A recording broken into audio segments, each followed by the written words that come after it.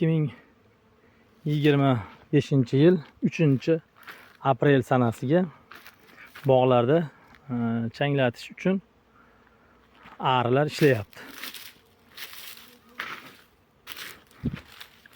E'tibor berib ko'rishlaringiz mumkin. Arilar ishlayapti. Bu do'stlar, bu changlatishda eng ma'qul yo'li bo'ladi. Buni arini ishlatishdan oldin birinchi 1 tonna suvga 1 kilo, 100 litr suvga 100 gram, 10 litr suvga 10 gram Ganaplus dorisidan sepib turib, keyin ari bilan ishlansa juda ham zo'r natija beradi do'stlar. E'tibor berib ko'ringlar. Arilar ishlayapti. Bog'dorchilikda arilarni, aynan mevasozlikda arilarni o'rni juda ham baland.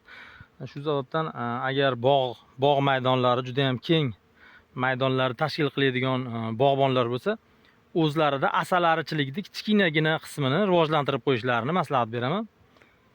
E'tibor berib ko'ringlar. Arilar juda ham zo'r ishlashyapti. Bizni kuzatishda davom etasizlar. Do'stlar, hozirgi kunda kimi daraxti gullagan bo'lsa, aridan foydalansin.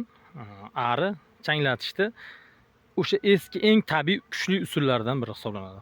Do'stlar, videoga like bosamiz, arilarga ham обязательно like bosamiz.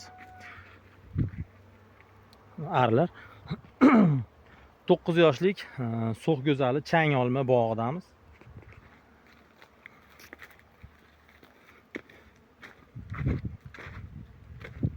Rosa gullagan.